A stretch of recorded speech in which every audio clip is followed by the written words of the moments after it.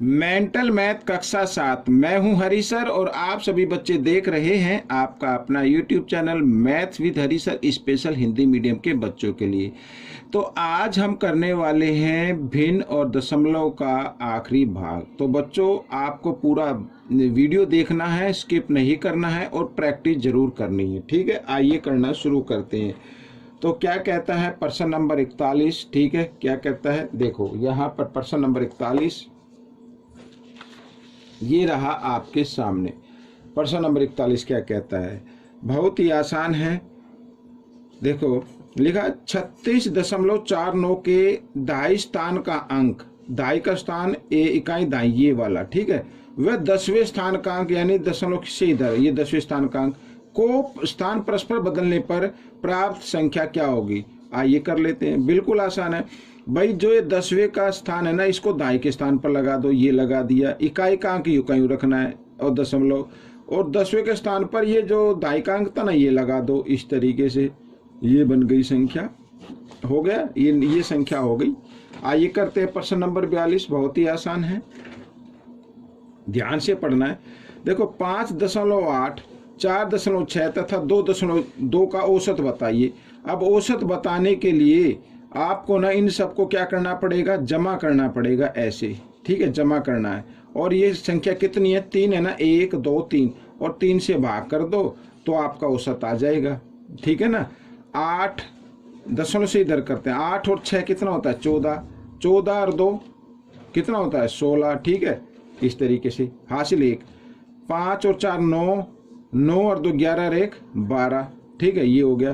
3 से कर दो भाग, 3 चौक 12 और 3 दूनी 6। ठीक है, अब क्योंकि एक अंक के बाद दशमलव एक अंक के बाद लगा दो इस तरीके से यहाँ पर। तो या तो आप इस तरीके से जमा कर ले, या फिर आप ये जो होता ना इस तरीके से भी आप इसको जमा कर सकते हैं, ऐसे भी आप जमा कर सकते हैं। ठीक है ना। तो प्रैक्टिस होगी तो आप ऐसे भी जमा कर लेना, कोई दिक्कत नहीं, कैसे किसी तरह जमा करो। आइए देखो करते हैं प्रश्न नंबर 43। कहता आकृति का परिमाप बताओ। आकृति देख रहे हैं माँ, ये एक आयताकार है। ठीक है, आयत है, तो आयत का परिमाप, आयत का परिमाप, आयत का परिमाप क्या होता है, लंबाई जमा चौड़ाई, और इसको क्या कर देना, 2 से क्या कर देना, गुणा कर देना है। ठीक है, अब ये आप देख रहे हैं ये तो लंबाई है और ये क्या है, चौड़ाई है। ठीक है ना। तो आयत का परिमाप निकल जाएगा। आयत का, हालांकि प्रश्न में नहीं दिया हुआ है ये आयत है क्या है, लेकिन आप देख रहे हैं लंबाई चौड़ाई दी हुई है, तो परिमाप निकालना है। तो 2 ब्रैकेट, लंबाई कितनी है 5.6 और जमा 2.4। ठीक है, ऐसे। अब इनको कर लेते हैं, गुणा का निशान, 6 और 4 कितना होता है भाई, देखो अंक और ब्रैकेट के बीच में कोई निशान हो तो गुणा होती है। 6 और 4 10, 10 की 0 हासिल 1, 5 और 2 7 और 1 8, और यहाँ पे दशमलव है। अब दशमलव के बाद 0 है तो बेशक इनको हटा दो। 8 दूनी कितना हो गया, 16 हो गया। तो 16 सेंटीमीटर ये परिमाप आ गया बच्चों। ठीक है ना, ये आपका आंसर हो गया। प्रश्न नंबर 44 कर लेते हैं। आकृति का परिमाप ज्ञात करना। ये देख रहे हो ना आकृति का परिमाप। अब इस तरीके की आकृति दी हुई है, तो पहले मैं एक बार लिख लेता हूं।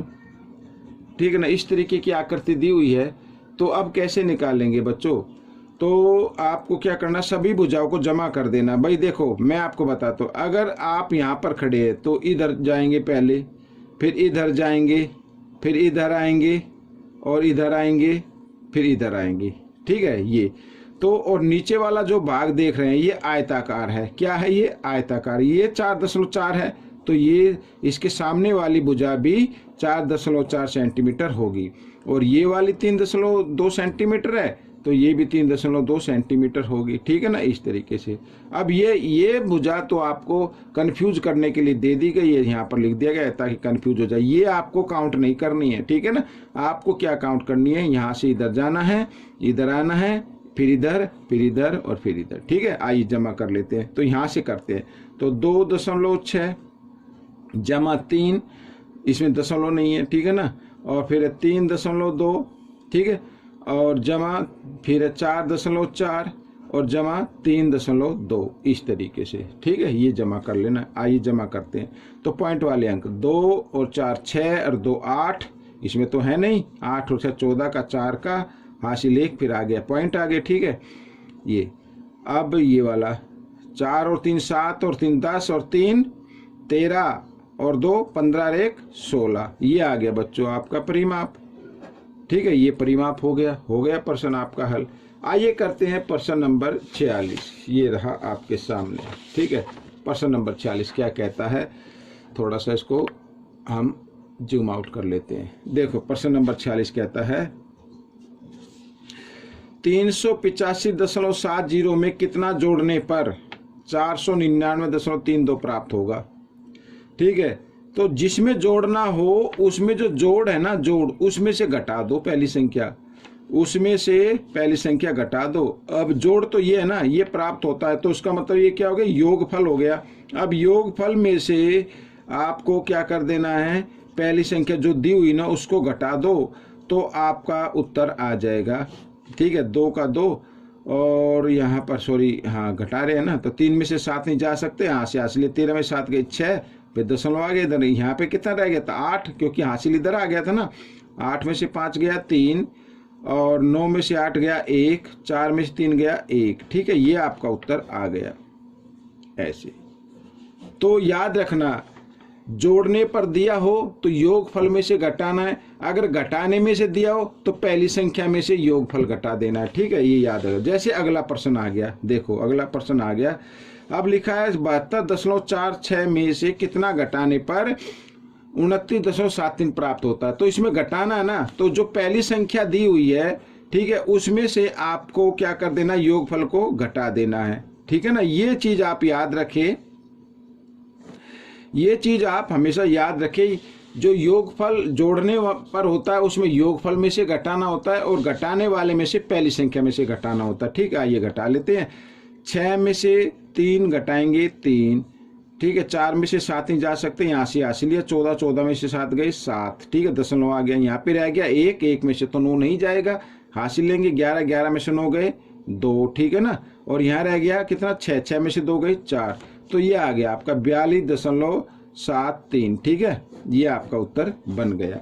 आइए करते हैं प्रश्न नंबर 47। प्रश्न नंबर 47 क्या कहता है, देखो 4.5 किलोग्राम मिठाई 5 बच्चों में बराबर बांटनी है। ठीक है, बताइए कि प्रत्येक बच्चे को कितने ग्राम मिठाई मिली। ग्राम में पूछा है, तो हम क्या करेंगे, यहाँ पर ये जो दिया हो ना भाई, देखो 1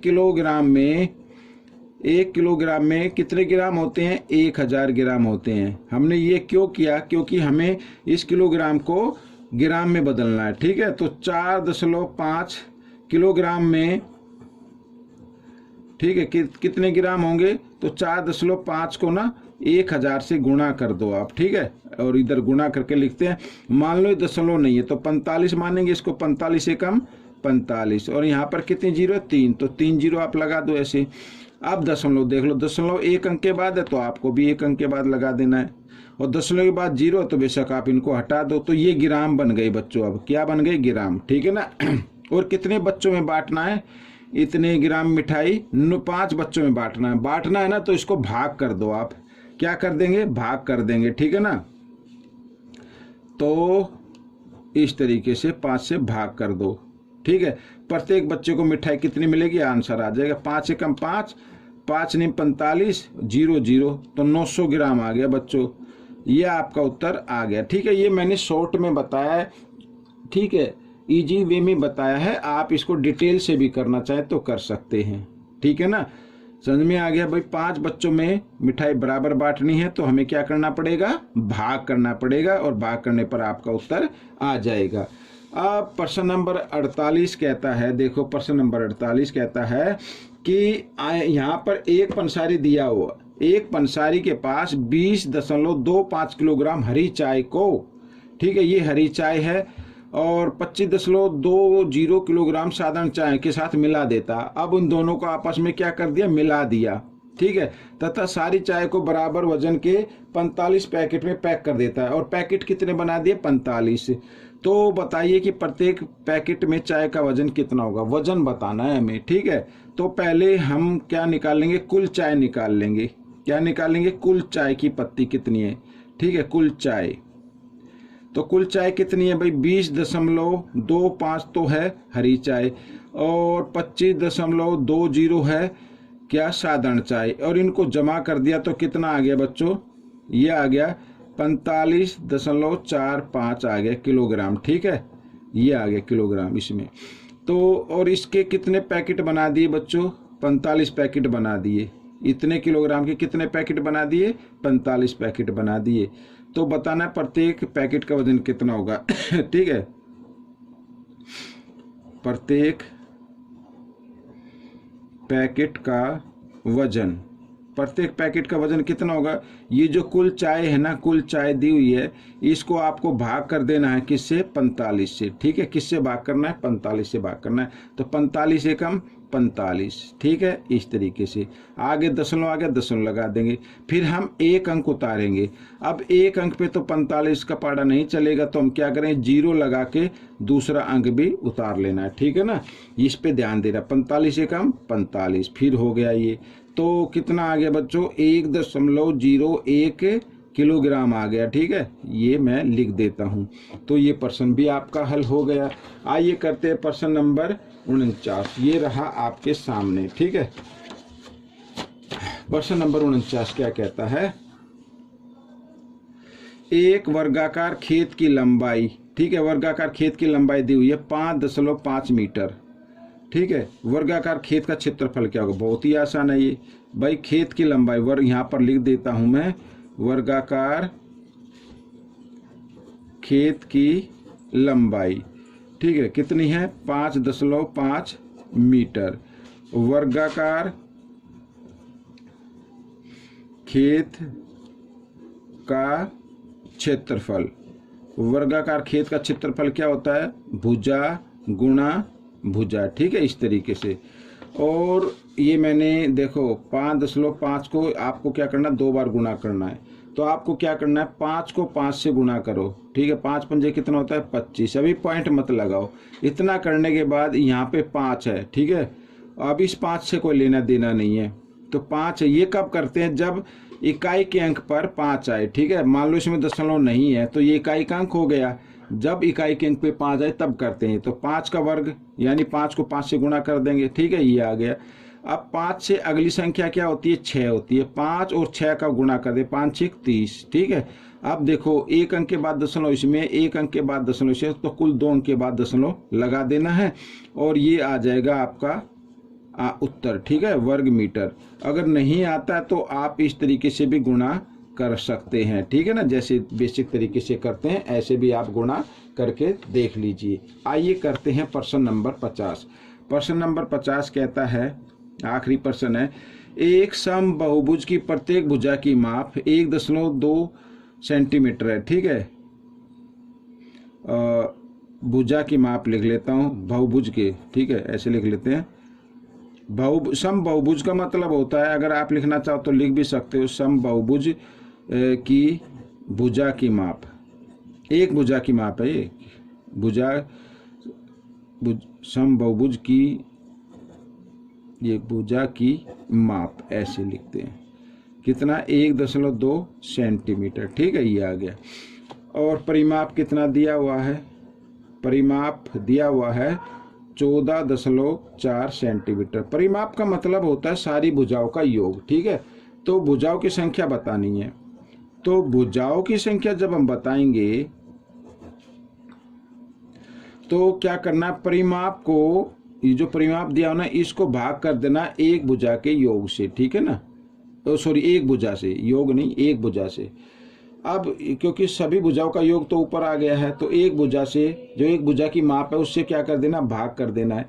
अब आपको एक काम और करना है। अब यहाँ पर भी पीछे से एक अंक के बाद दशमलव है, इसमें भी एक अंक के बाद दशमलव, तो दशमलव से दशमलव हटा दिया। अगर समान अंक के बाद हो तो उनको हटा देना, ठीक है।